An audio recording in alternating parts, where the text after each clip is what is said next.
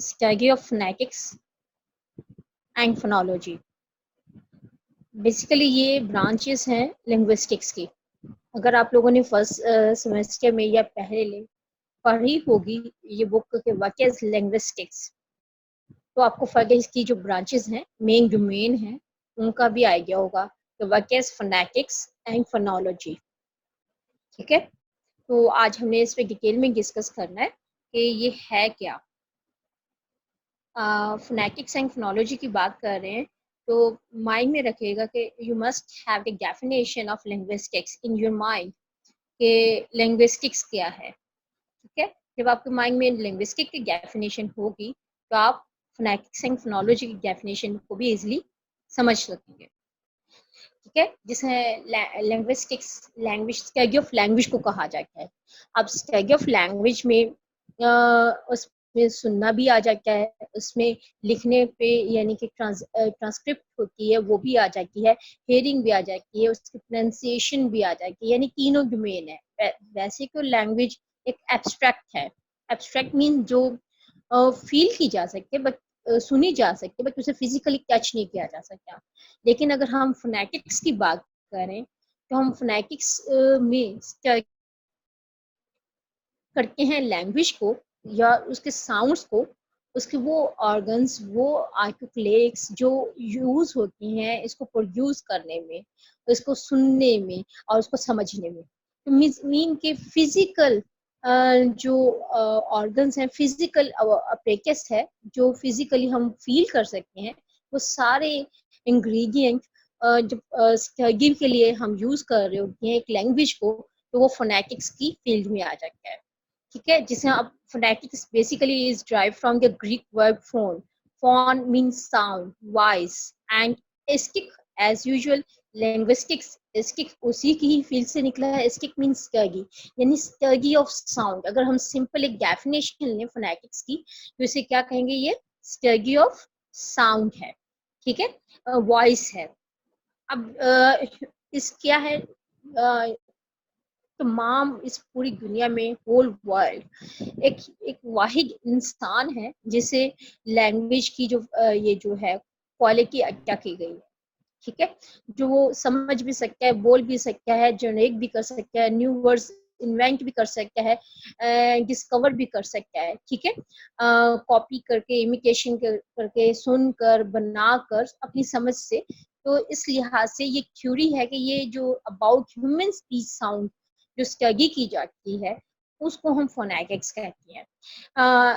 वो speech sound जो हम स्पीकिंग में यूज कर रहे हैं, बोलने में, और बोलने के लिए कैसे, how produce a sound. For example, अगर मैं बोल रही हूँ तो ये अल्फाज जो आज्ञा मैं कर रही हूँ, अपने अल्फाज निकाल रही हूँ अपने मुंह से, तो ये प्रोड्यूस कैसे हुए, कौन कौन सा पार्ट्स ऑफ बॉडी हमारे इसमें इन्वॉल्व हैं साउंड को प्रोड्यूस करने में। एंड ट्रांसमिट, ट्रांसमिट करना मुंतकिल करके ना, मतलब मैं अपना वॉइस किसी और तक पहुंचा रही हूँ, उस इन दोनों के दरमियान, लिसनर एंड हेयर के दरमियान कौन सा मीडियम है जो सोर्स बना है एक वॉइस को दूसरे की हेयर तक पहुंचाने का। ठीक है, एयर तक पहुंचाने का, और वो हेयरिंग कर पाया। अब ट्रांसमिट करने के दौरान क्या क्या आ जाती है इसमें, एयर स्ट्रीम आ जाती है, वेव्स आ जाती है, वेव लेंथ आ जाती है। ठीक है, और उसके बाद रिसीव्ड किया।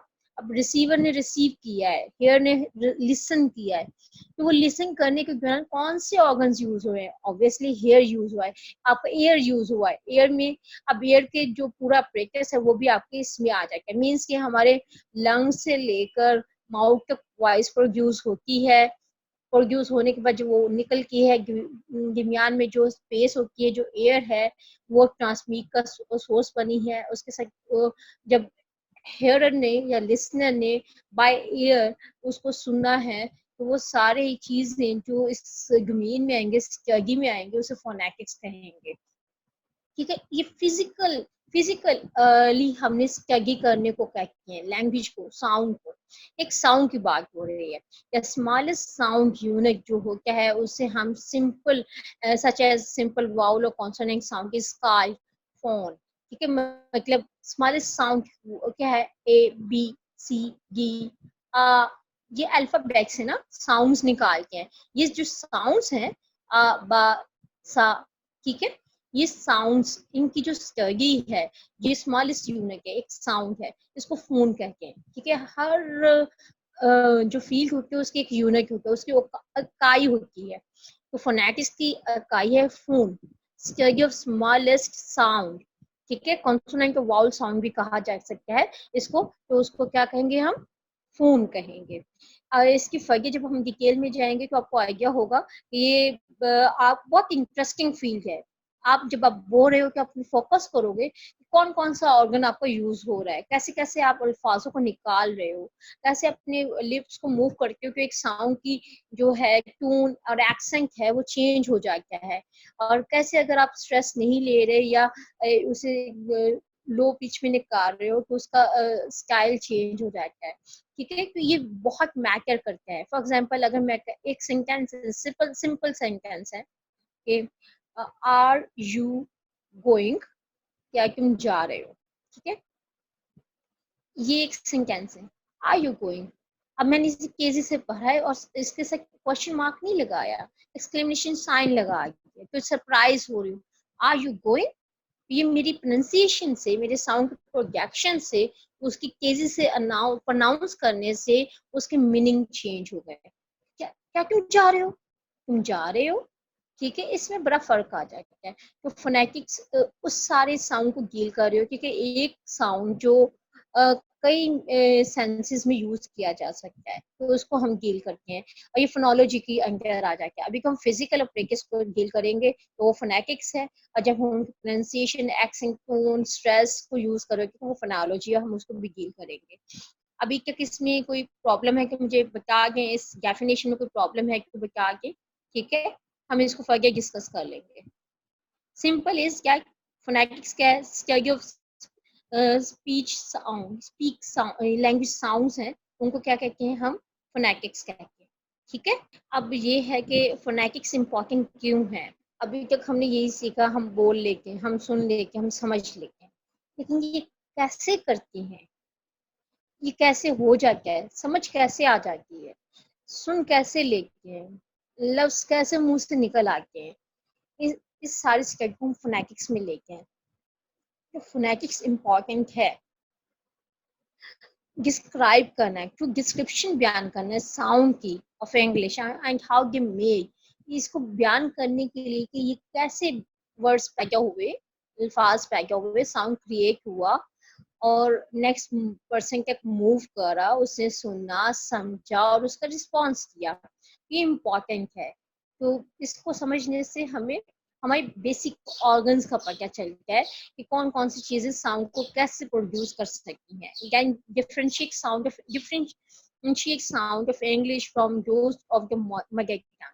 जब हम एक लैंग्वेज और दूसरी लैंग्वेज को, दो लैंग्वेजेस लर्न कर रहे होते हैं, तो हमें डिफरेंशिएट करना आ जाता है।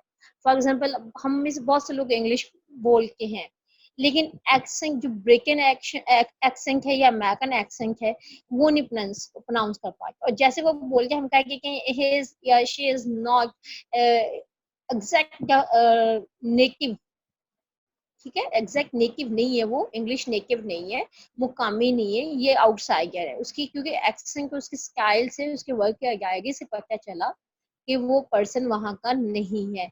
तो साउंड्स की प्रोजेक्शन से पता चल जाता है कि आप उस एरिया के कितने वहां से कितना लिंक रखते हैं, कि एग्जैक्ट एक्सेंट आपको जब आ गया जब आप उसको मदर टंग में यूज करो, तो मदर टंग वहां पे ही क्रिएट होती है, जो लैंग्वेज आपने वहां बाय बर्थ सीखी हो, साथ सुनी हो, सीखी हो, उसकी प्रैक्टिस की हो। मदर टंग के अलावा जो मादरी जबान है उसके अलावा जो कोई भी लैंग्वेज अगर आप लर्न करते हैं तो उसका एक्सेंट डिफ्रेंशिएट कर देता है। अगर आप एग्जैक्ट मदर टंग वाला एक्सेंट लेंगे तो वो प्रैक्टिस से आएगा। तो ये जो डिफरेंस है कि ये नेटिव है या नहीं है, ये साउंड से पता चलता है, तो इसलिए फोनेटिक्स की स्टडी बहुत इंपॉर्टेंट है। देन उसके बाद इंग्लिश एक्सेंट को इम्प्रूव करने के लिए, आपकी लिसनिंग स्किल को इम्प्रूव करने के लिए, आपकी कम्युनिकेशन को इफेक्टिव बनाने के लिए विद अदर्स, ये बहुत अहम है। ठीक है, आप एक वर्ड एक्सेंट के साथ बोल रहे हो और एक वर्ड जो डिफरेंट नॉर्मल वे में बोल रहा है, उसमें बड़ा फर्क है। ठीक है, आप एक लिसनिंग स्किल्स को इम्प्रूव करते हैं, क्योंकि आप एक जब नेटिव लैंग्वेज के तो आप उस लैंग्वेज को एक्वायर करते हैं इंग्लिश को, और उसको वैसे ही सुनते हैं और बोलते हैं, समझते हैं, तो आप उसका रिस्पॉन्स वैसे ही गिव पाएंगे। अगर आपको लिसनिंग स्किल्स नहीं आएंगी, यानी आपने वो साउंड पहले सुना ही नहीं है, तो फिर कैसे आप कॉम्प्रिहेंड कर पाएंगे, समझ पाएंगे।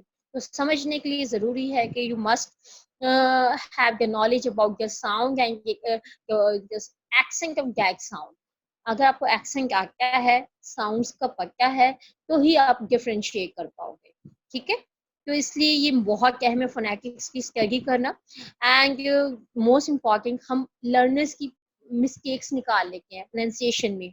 ठीक है, एंड लर्न करने की जो कोशिश करें तो हमें पता होता है ना, ये गलत रॉन्ग प्रोनाउंसिएशन है, ये सही प्रोनाउंसिएशन है, ये सही नहीं बोला, ये गलत बोला है। ये जो डिफरेंस है साउंड्स का, ये हमें फोनेटिक्स से ही पता चलता है। ठीक है, ये हमें एग्जैक्ट बता रहा होता है कि कौन इंसान किस लेवल पे कितना उसमें कमांड है इस लैंग्वेज की। ठीक है, हर कोई अच्छी पंजाबी नहीं बोल सकता, जो नेटिव स्पीकर है वही पंजाबी के एग्जैक्ट वर्ड बोल सकता है, तो आपको फॉर्म पता चल जाएगा कि ये पंजाबी स्पीकर नहीं है, ये क्यों आउटसाइडर है। जैसे कि उर्दू स्पीकिंग करने वाले पता चल जाते हैं, और अगर कोई पंजाबी उर्दू की बोलने की कोशिश कर रहा होता है, अगर वो उसके कॉन्टेक्स्ट में नहीं रहा, वो उसकी प्रैक्टिस नहीं, तो फॉरन क्विकली हम पहचान लेते हैं कि नहीं, ये पर्सन उर्दू स्पीकर नहीं है, वो उर्दू स्पीकिंग नहीं कर सकता, क्योंकि इसकी मगर टंग नहीं है, ये लर्न कर रहा है लेकिन अभी फुली इस पे कमांड नहीं है। तो इसलिए हमें प्रोनाउंसिएशन का भी पता चलता है फोनेटिक्स के जरिए, सिर्फ इंग्लिश को ही नहीं, बाकी लैंग्वेज के कंपैरिजन में भी हम फोनेटिक्स को यूज कर रहे होते हैं। अब स्पीच के अकॉर्डिंग, मतलब वर्ड बोला गया, अब बोलने के लिए उसको प्रोड्यूस को किया गया है ना, तो कैसे बना वर्ड, ये साउंड कैसे बना, उसके लिहाज से कि प्रोजेक्शन ऑफ मैसेज या projection of sound, second one transmission of the message या ट्रांसमिशन ऑफ द साउंड, दूसरी टाइप हो जाएगी एंड थर्ड रिसेप्शन, मतलब हेयरर ने, लिसनर ने कैसे रिसीव किया।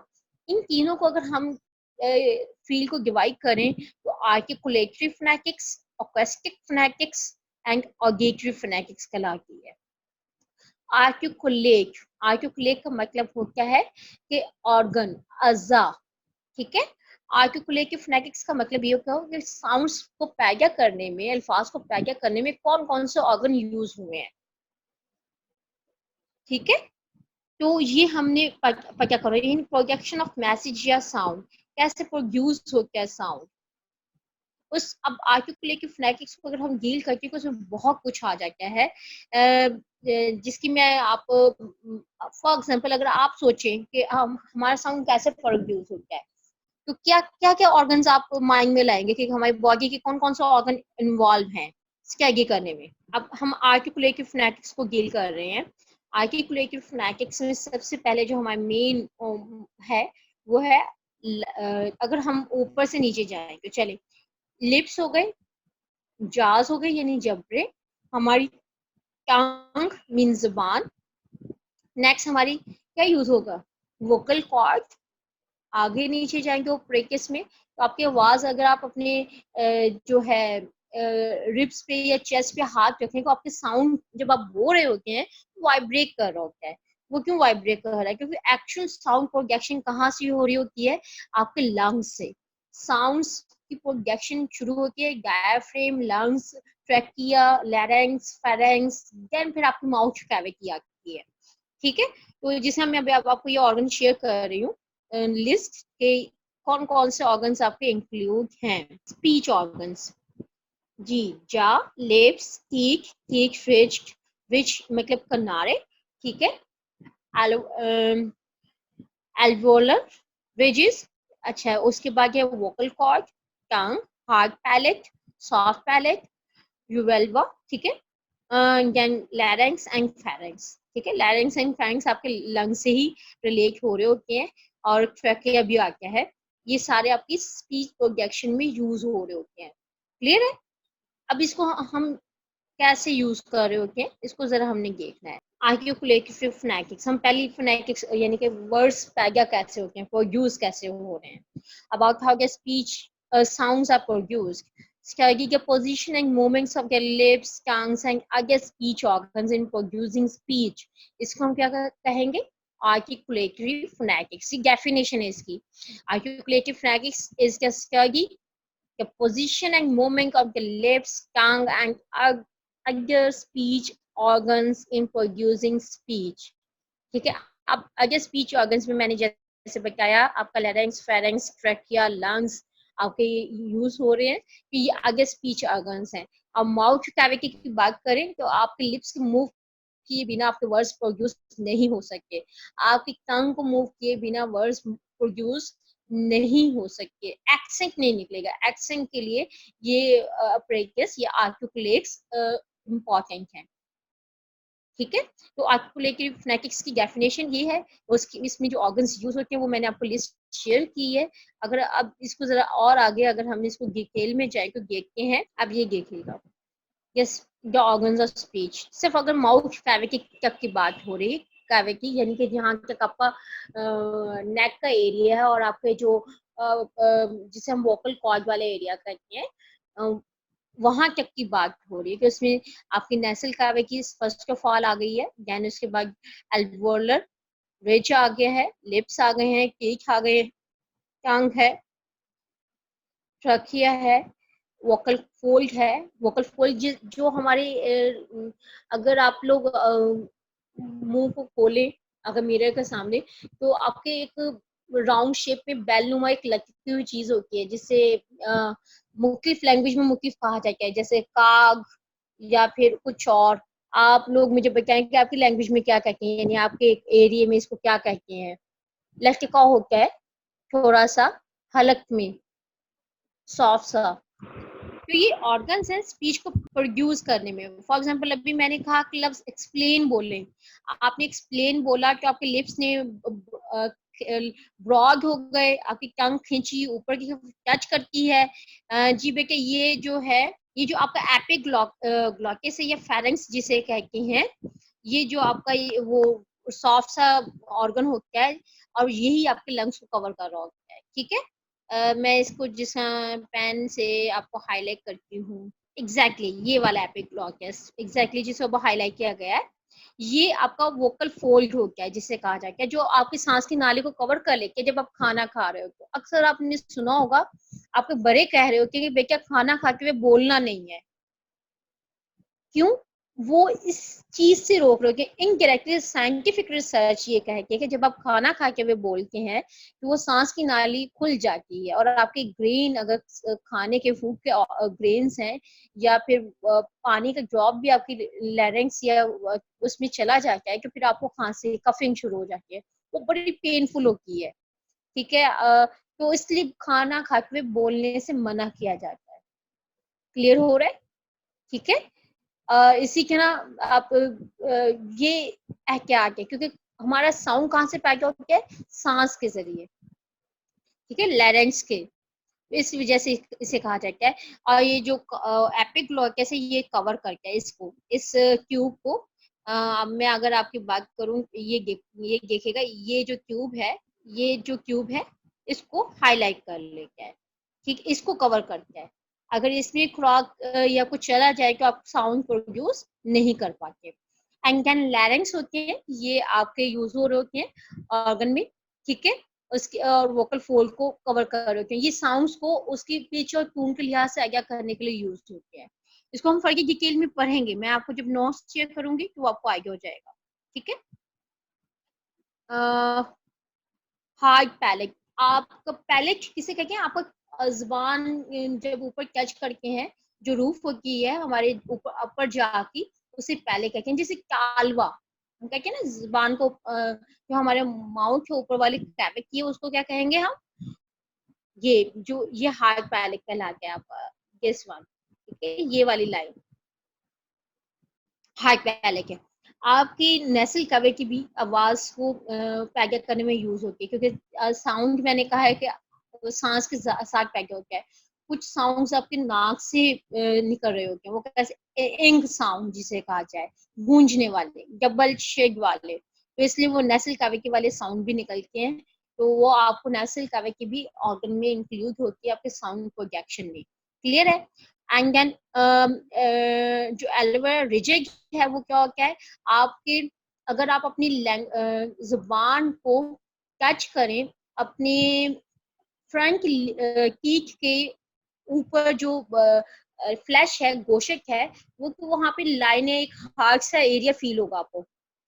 ठीक है, अगर आप अपनी जुबान टच करें, स्टूडेंट्स जरा अपनी ना जुबान को, अपनी टंग को अपने फ्रंट के जो दांत हैं उनसे ऊपर जो फ्लैश है यानी गोशक है उसको टच करें, तो वहां पे आपको कुछ अनइवन सी सरफेस फील होगी।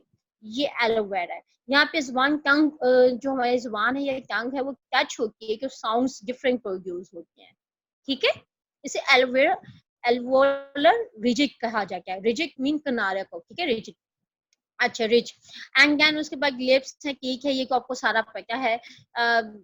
हार्ड पैलेट आपके तालवा या जुबान के जो अपर वाले जगह हार्ड हिस्सा होता है, जुबान इसको 3 हिस्सों में डिवाइड किया जाता है। सॉफ्ट पैलेट होता है, एंड उससे बैक पे चले जाएं तो सबसे एंड पे जो वेल्वा कहलाता है, ठीक है, जो कि वो वोकल कॉर्ड के बिल्कुल करीब होता है, तो यहाँ पे आ जाते हैं। ऑरल कैविटी आ जाती है, वो जहाँ गैप है आपकी, बिल्कुल होल, ब्लैक होल नजर आ रहा हो कि अगर आप मुंह खोलें अपना तो आपको पता चल जाएगा।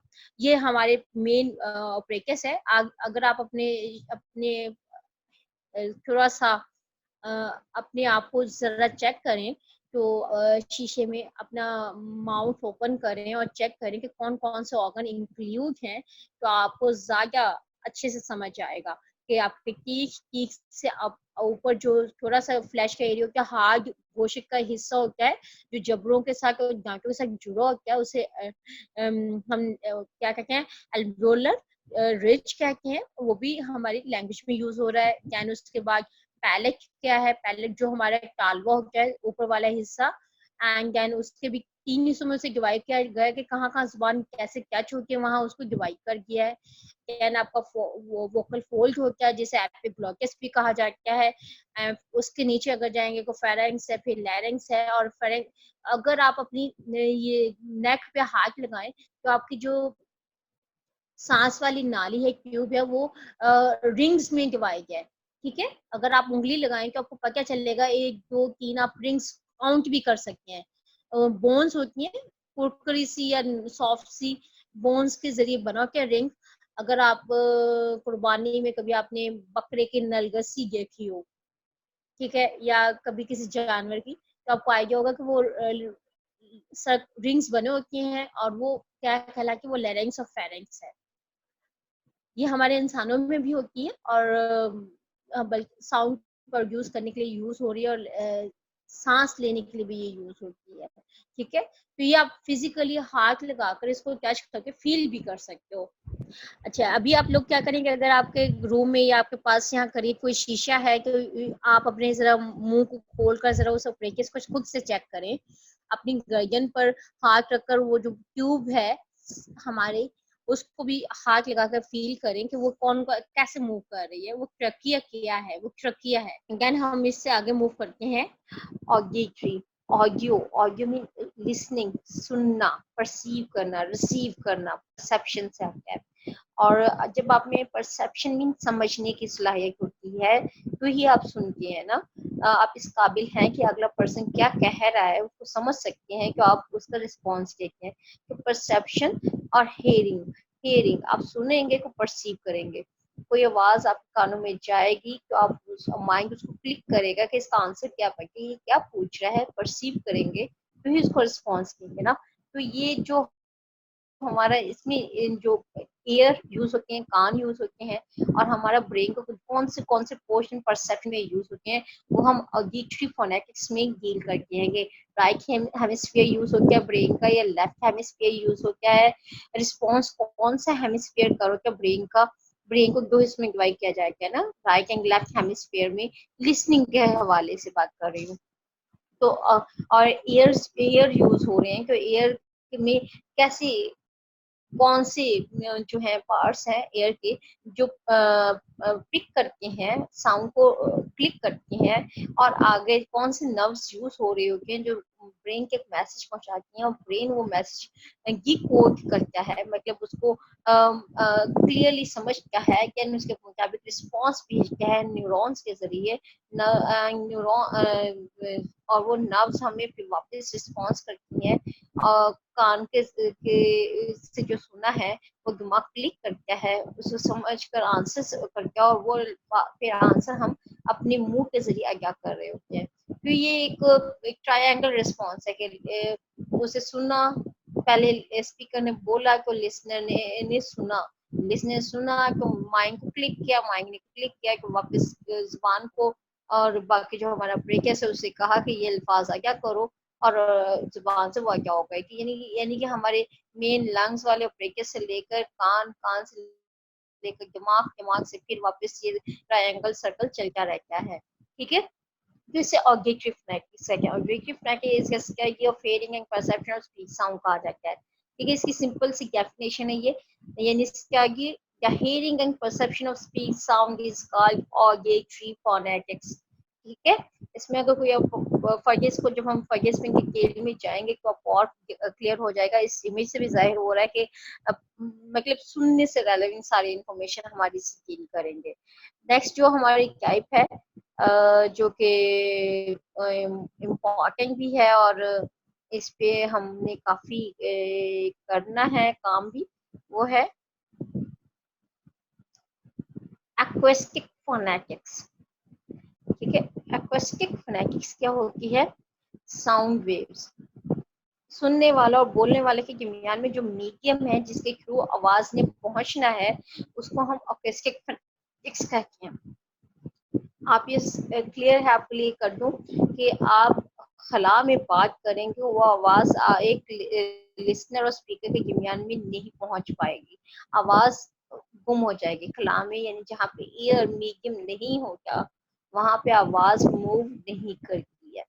तो जो अकेसिक फोनेटिक्स है वो डील करिए वो कौन सी वेव्स हैं, किस वेवलेंथ्स के साथ साउंड मूव करता है स्पीकर के माउथ से लेकर लिसनर के ईयर तक, और वहां से रिस्पॉन्स ब्रेन को जाता है और ब्रेन हमें फिर वापस फीडबैक दे रहा होता है। तो physical properties of speech sounds as transmitted between the mouth and the ear, physically हमने इसके दरमियान में जो यूज हुई है, वेव्स यूज हुई है, जो मीडियम यूज हुआ है, उसको स्टडी करने को हम क्या कहते हैं? Acoustic phonetics. ठीक है, ये जनरल सी डेफिनेशन दे रही हूँ मैं आपको, इसकी फर्क हम डिटेल नेक्स्ट लेक्चर में आपको बताऊंगी। अभी तो आपको एक जनरल सा इंट्रोडक्शन देना चाह रही हूँ कि आप इसको रीड करें, इसको समझें, इसलिए आप ना इस पे फोकस करें कि एक्वेस्टिक्स क्या होती है, ये यूज हो रहे हैं, क्या यूज हो रही है, कैसे यूज हो रही है, जैसे कि कौन सी वेवलेंथ के साथ क्या बोलेंगे कि वो वहाँ हेयर के ज्यादा करेंगे। जब हम शाउट करते हैं कि उनकी वेव्स लेंथ डिफरेंट होती है, जब हम नॉर्मल बोलते हैं कि वेव्स लेंथ डिफरेंट होती है, जिससे हम शाउट करते हैं कि वो ज्यादा ऊंची आवाज ज्यादा लिसनर्स तक जाती है, जब नॉर्मल बोल रहे होते हैं तो डिस्टेंस मैटर कर रहा होता है। तो फिजिकल प्रॉपर्टीज जो वेव्स की हैं जो मीडियम यूज हो रहा है उसको हम इसमें रीड करेंगे।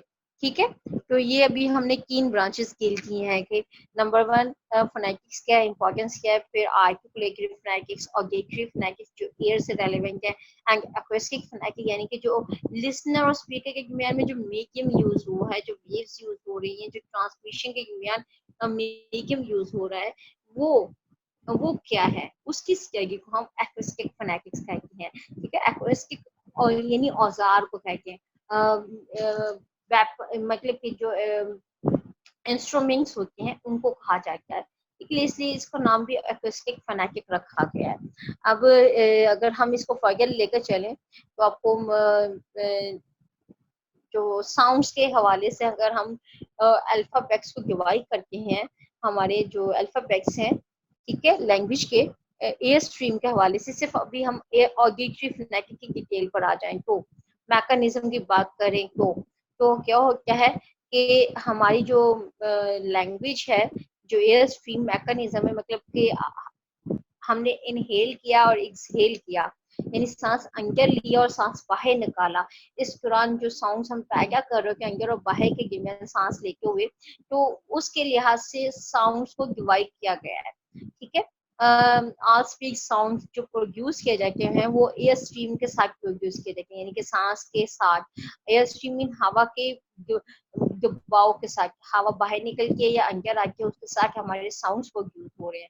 उसके अकॉर्डिंग हमारे ऑल लैंग्वेज साउंड्स हैं जो कंसोनेंट एंड वाउल में डिवाइड किए गए हैं। कॉन्सोनेंट क्या होते हैं एंड वाउल्स क्या होते हैं, इसको हम फर्दर रीड करेंगे। ठीक है, कि वो pulmonic aggressive airstream and outgoing airstream produced by the lungs, ये सारा जो ब्रेकस है वो जो यूज हो रहा है कॉन्सोनेंट एंड वाउल्स को रीड करने में, सॉरी आज्ञा करने में, तो उसको हम क्या कहते हैं, एयर स्ट्रीम मैकेनिज्म भी कह लेंगे या साउंड की कैटेगरीज कहेंगे according to air stream. Air stream के हवाले से हमारी कितनी कैटेगरीज है, कॉन्सोनेंट एंड वाउल्स। ठीक है, अब इनकी जो अगर हम इनको फर्दर देखें तो जैसे ये मैं अभी आपको कह रही थी, क्लासिफिकेशन कर लेते हैं अगर हम, the English language sounds are classified into two main streams, consonants and vowels. Consonant क्या है, first of all हम इसको deal करेंगे, what is consonants? Consonant is a sound that is articulate. Articulate mean पैदा किया गया है, बोला गया है, अदा किया गया है, with complete or partial closure of the air stream.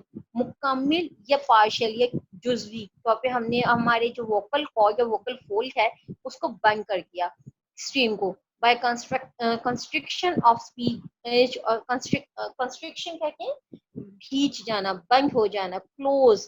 ठीक है, बंद करने से स्पीच ऑर्गन्स के, जब वो सुकड़ने से, ठीक है, कॉन्ट्रैक्ट होती हैं, जब वो सुखड़ते हैं तो उनके सुकड़ने से जो साउंड्स पैदा होती हैं और हमारे एयर स्ट्रीम में जब सांस बाहर लेते हैं कि रुकावट आती है, उससे जो साउंड पैदा होते हैं उसको हम क्या कहते हैं, कॉन्सोनेंट्स कहते हैं। फॉर एग्जाम्पल अगर आप फा, बा, था, डा, आप जब इनको यूज बोलेंगे तो आपके लिप्स बंद हो जाएंगे या जुबान ऊपर वाले पैलेट यानी कि आपके तालवे से लग जाएगी, या आपके हलक में, हलक और जो ऊपर तालवा है यानी कि काग है वो एक बंद होकर खुलेंगे एकदम से। था, अगर आप पी लफ्ज अदा करते हैं, था, टी लफ्ज अदा कर रहे हैं, तो आपका मुंह एक बार मुकम्मिल बंद लाजमी होता है, कॉन्ट्रैक्ट जरूर होता है। अब वो जो कॉन्ट्रैक्ट हो रहा है इसी बेस पर हम उससे कॉन्सोनेंट कहते हैं।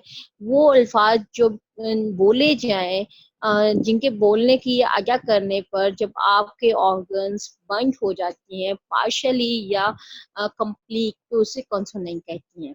ठीक है, अगर अब इसमें कोई क्वेश्चन है तो यू कैन आस्क। और हमारे कितने कॉन्सोनेंट हैं इंग्लिश में, 24 कॉन्सोनेंट्स हैं। ठीक है, हा, ब, सॉरी, अगर ए बी सी डी के हवाले से करें तो ए आई ई आई ओ यू को निकाल के हमारे टोटल अल्फाबेट को निकाल कर बाकी सारे क्या हैं, कॉन्सोनेंट्स हैं। ठीक है, इंग्लिश में।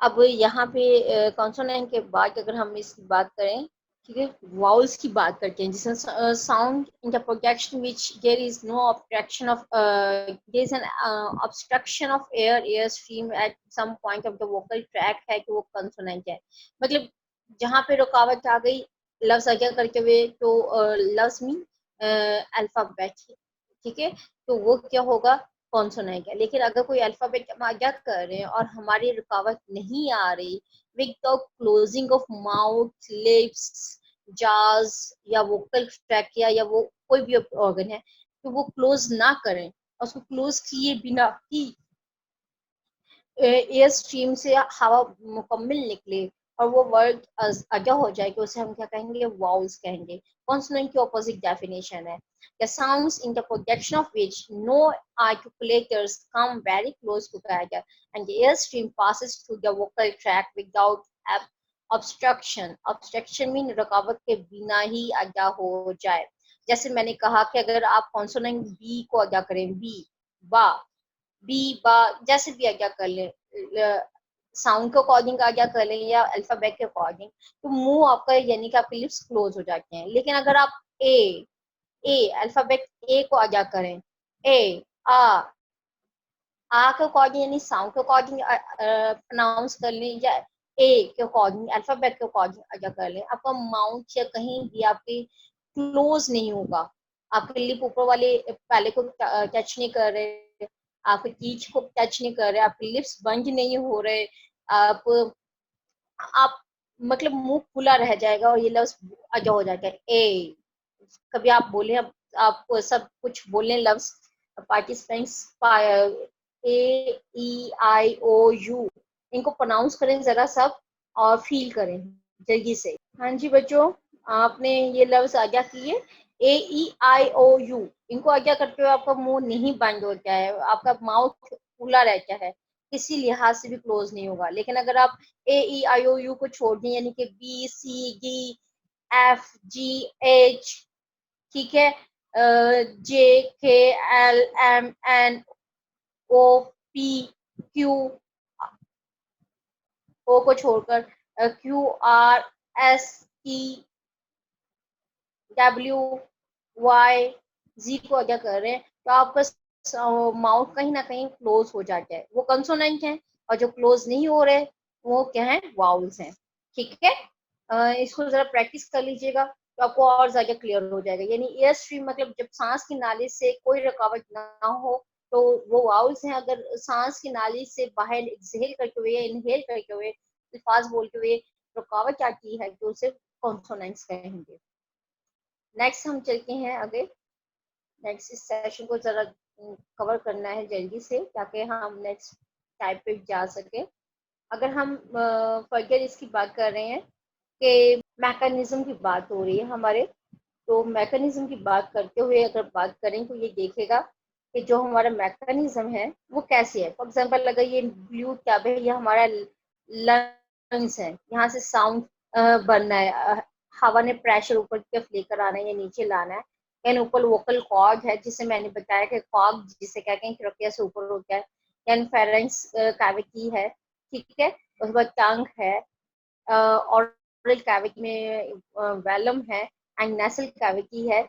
ये सारे क्या है हमारे एयर स्ट्रीम मैकेनिज्म है, कि हवा यहाँ से गुजर कर कैसे कैसे यहाँ से मूव कर रही है और नेसल कैविटी या माउथ से बाहर निकलेगी तो एक साउंड क्रिएट होगा, एक साउंड बोला जाएगा। Air is coming from the lungs passing through the trachea यानी विंड पाइप। विंड पाइप यानी जो मैंने आपको हाथ लगा कर कहा कि आप अपने नेक पे हाथ लगाएं तो एक रिब्स की सर्कल वाली एक पाइप होगा जो आप मूव करती है, उसे ट्रैकिया कहेंगे, विंड पाइप भी कहते हैं। And larynx where the vocal fold are, यानी कि ये वोकल फोल्ड यानी कि जो आप ग्लॉटिस एपिग्लॉटिस है उसके ऊपर into the vocal tract, oral and nasal cavity, वहां से हवा निकल जाती है।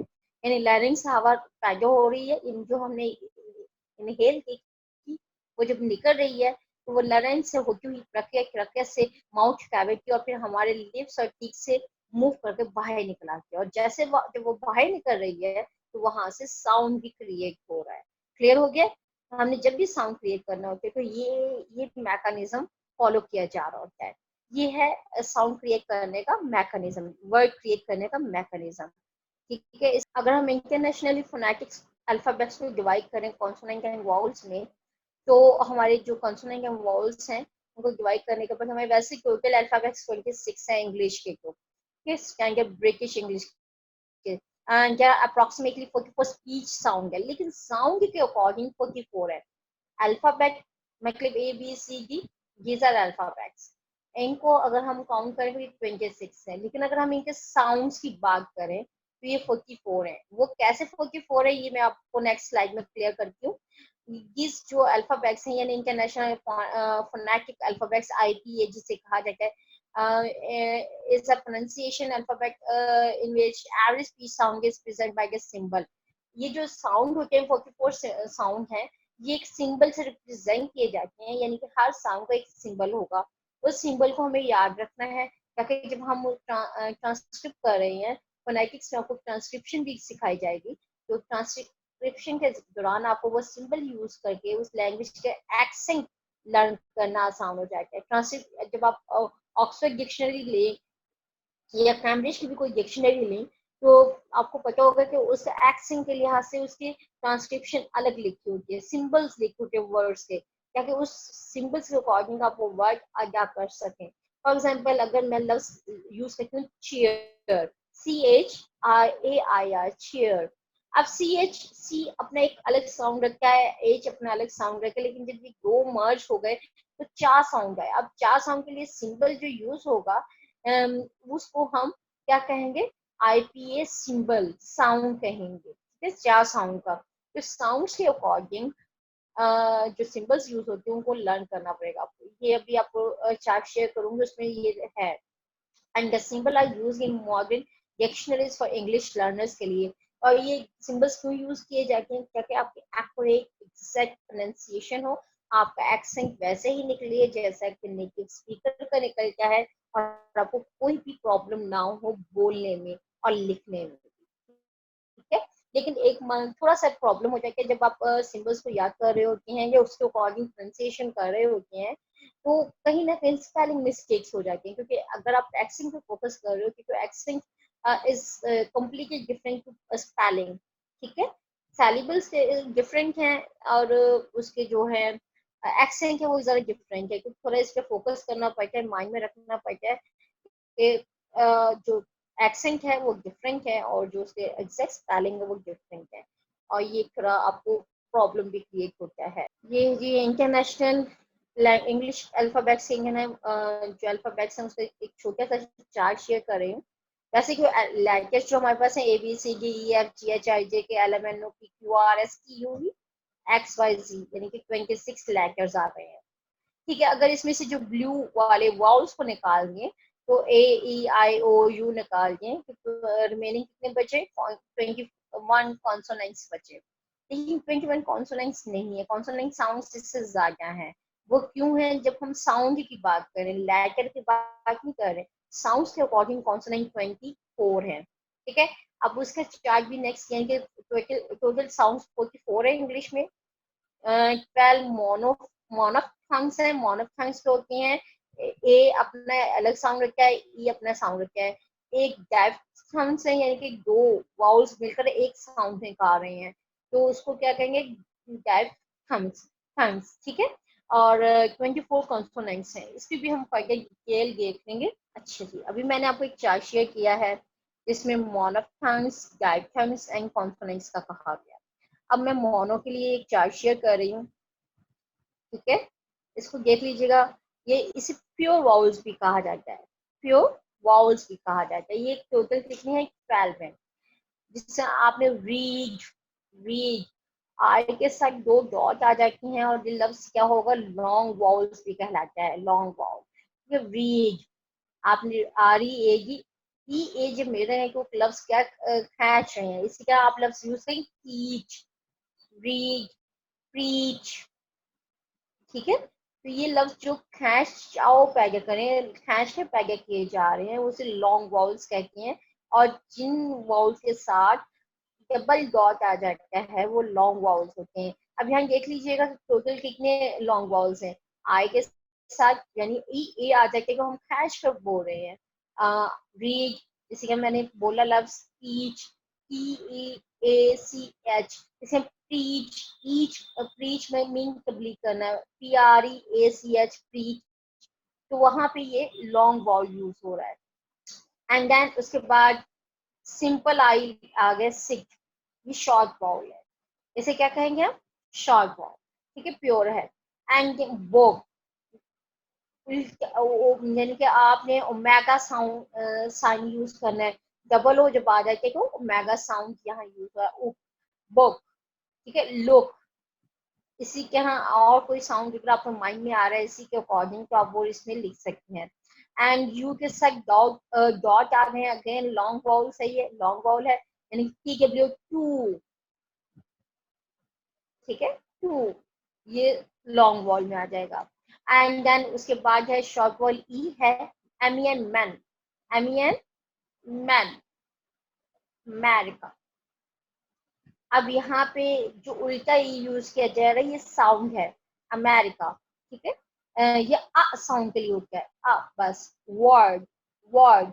अब ओ आ जब कहीं पे भी कंबाइन आ जाता है तो हम और साउंड निकालते हैं, ठीक है। और साइलेंट हो जाता है ब्रिटिश में, और अमेरिकन में नहीं साइलेंट होता है। तो ब्रिटिश में क्या कहेगा और साउंड, यानी कि थ्री के साथ डॉट लगा दें, लॉन्ग वर्ड है, लॉन्ग वाउल है, तो इसलिए इसमें वर्ड वर्ड। और ऑपोजिट सी के साथ दो डॉट फिर लगा देंगे, शॉर्ट। और साउंड के लिए और यहाँ पे आर प्रोनाउंस होगा शॉर्ट, ठीक है, शॉर्ट, क्लियर है। एंड हैट, जब ए साउंड आएगा, ए ई साउंड लेंगे, निकालोगे कैट, कैट। और जब हम यू या कोई और वर्ड है जिस उसे कैच करके निकल जाना है, तो हम शॉर्ट साउंड यूज करते हैं, यानी कि जो ये आपके उल्टा वी नजर शॉर्ट साउंड कहते हैं, बट, बट, ठीक है। बट का लफ्ज इसमें आ रहा है, यू को हमने ऐसे ही यूज करना है। इसी के नाम हार्ट, हार्ट। आ साउंड है, उसे खींच कर यूज करना है, और आर को डोमिनेट नहीं होने देना। तो जब हम ये साउंड यूज करेंगे, हार्ट यूज करेंगे, नॉट। अब ओ को सिर्फ कैच कर रहे हैं, तो ये जो ए है उल्टा ए यूज हो रहा है, आपके साथ सामने है, ओ साउंड यूज हो रहा है, वो ओ के लिए यूज होगा। ये मोनोफथंग्स कहलाती हैं, ये प्योर वाउल्स हैं।